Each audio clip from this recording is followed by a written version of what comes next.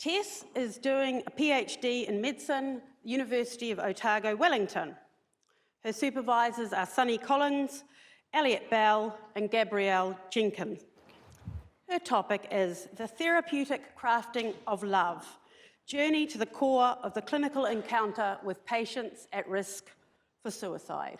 Hi, please take a look at this picture and try to identify the emotion that comes to you. Hold on to it and I'll get back to it.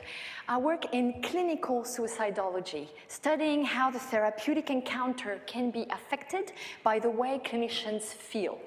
Like any other patient, suicidal people need a strong therapeutic relationship to benefit from therapy. Yet they can be difficult, so that clinicians tend to feel manipulated or anxious and therefore can be avoidant or rejecting of suicidal patients, which can have lethal consequences. On the other hand, clinicians' positive feelings of closeness and affiliation are associated with better outcomes. Yet, maybe because it is uncommon, this is rarely studied in regards to suicidal patients. So, we address this knowledge gap by using a mixed method designed to explore specifically the stance of clinicians who feel positively inclined or like working with suicidal patients. First, we used a national survey to estimate the prevalence. And of the 267 clinicians who took the survey in New Zealand, just under 15% declared that they like working with suicidal patients. We invited them to a second study where we used grounded theory to construct an understanding of their positive inclination. We conducted 12 interviews in total.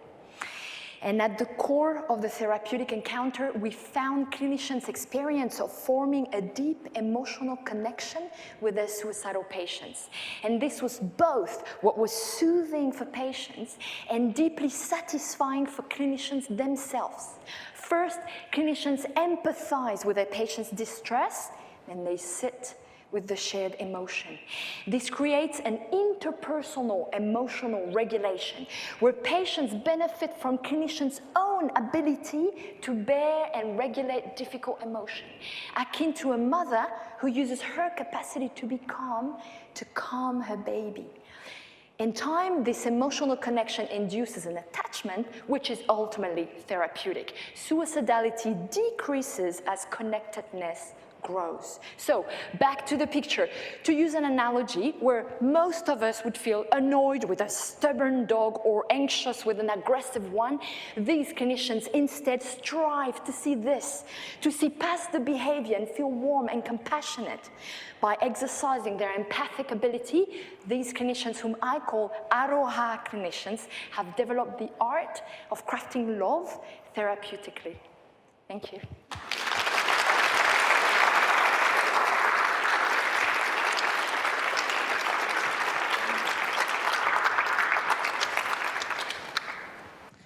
Thanks, Tess. A very powerful slide there, and I love the way you started with it to get us thinking about it and came back to it at the end. And also, this is a great example of how you can actually share all elements of your research, from the background, the questions, and how you did it, and your findings in 3 minutes. So well done, and great body language.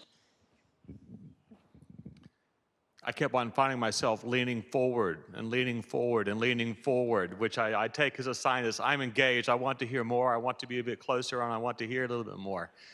Good job with the puppy dog. We should ban those next time, because that's like the nuclear weapon of gaining attention. Apparently. It's great work. Great. I feel like I've just been to the theatre. It was just a wonderful performance. It was engaging. It had that hook at the start that then you wrapped up at the end. Again, in terms of the research, again, you've got within that the whats and the actual numbers of study participants, how you'd focus down, and I think I even got insights of how you might then use those aroha clinicians to help train others and transfer that knowledge further. So wonderful, wonderful. Thank you very much.